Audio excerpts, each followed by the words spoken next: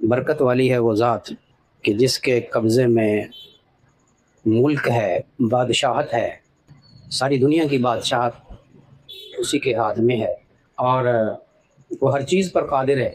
دنیا کے بادشاہ ہر چیز پر قادر نہیں ہوتے۔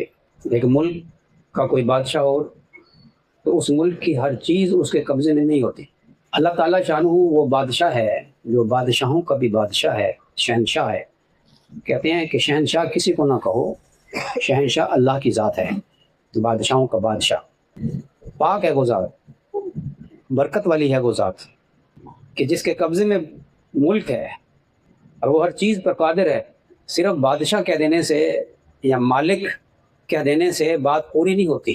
جب تک یہ نہ کہا جائے کہ وہ ہر چیز پر قادر ہے تب بات مکمل ہوتی ہے۔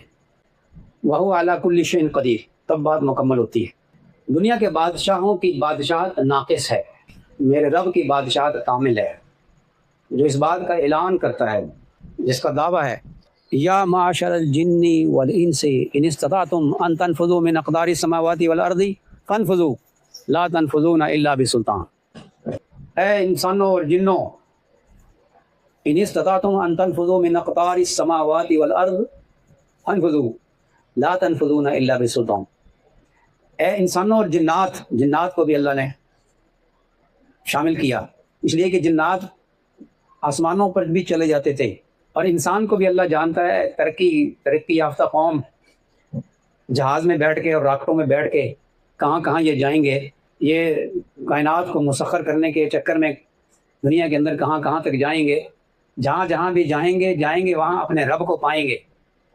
جی ہاں، اللہ فرماتے ہیں تم زمین اور آسمان کے کناروں سے باہر نکل کر دکھاؤ، تم نکل سکتے نہیں ہو، تمہارے اندر اتنی طاقت ہے ہی نہیں۔ تم جہاں جاؤ گے وہاں ہمارا نظام ہی ملے گا۔